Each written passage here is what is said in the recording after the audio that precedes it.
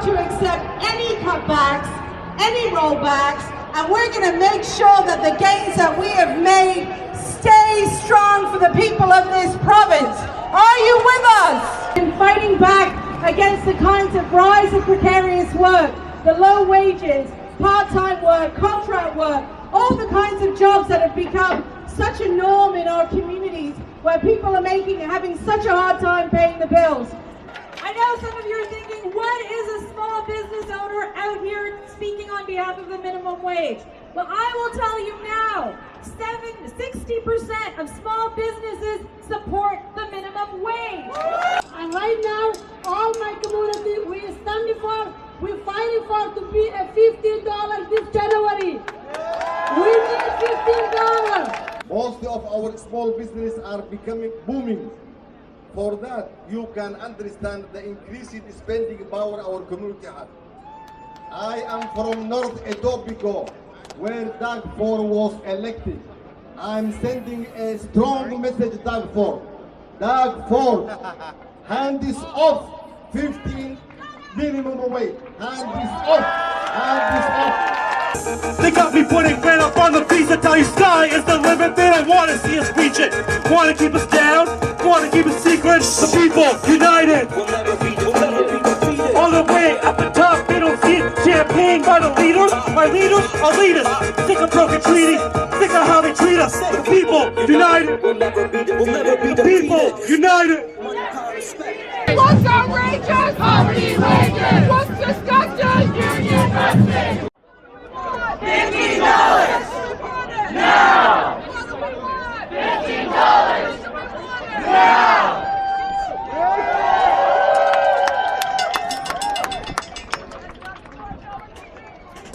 And what's amazing is we have to remember, this is just a building.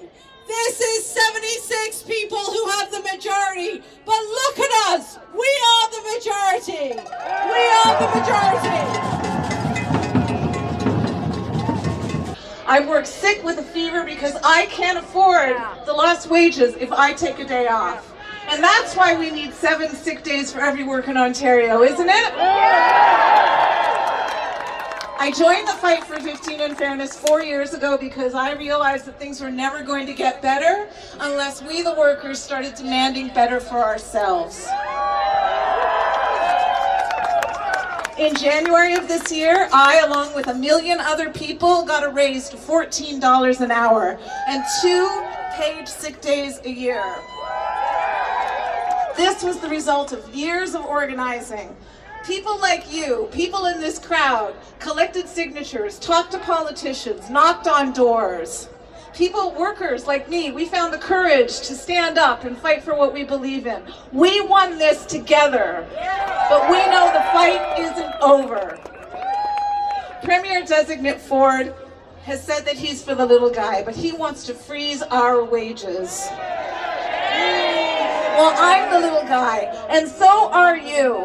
And we are counting on that $15 minimum wage in January of 2019. We are expecting it.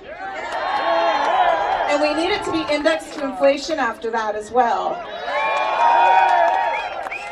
Remember, a worker working full-time for $15 an hour stands to make almost an extra $2,000 next year, and that's more than a month's rent in this city.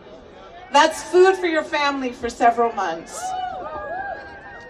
We also need fair scheduling rules, protection of our sick days, and equal pay for equal work for part-time and temporary workers. If Doug Ford is truly for the people, as he says he is, then he will honor the commitment already made to the people of this province. In fact, he will go beyond it because that is what our communities need. We work hard every day. We deserve decent pay. Thank you. I work for Keeping 3903. Okay, and this government that's just been elected said that one of the first things that they're going to do is attack workers, attack academic workers, and force us back to work. Is that the solution? No! Is that the solution to precarious work? No! I'm happy to see a lot of unions here today. I'm hoping what we can do is take all the resources that we have, put them together, and start training for a fight in the next 4 years.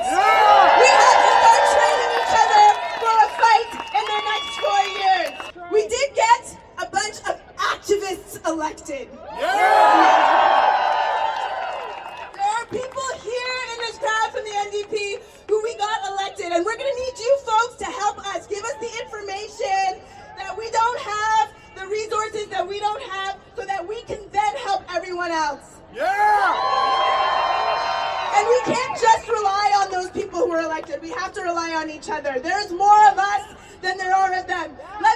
Coming from me, a Black Lives Matter activist, let me tell you that what you think is impossible is not impossible. It is possible. We can win. And we just need to do everything that we can and not stop. That's what it takes.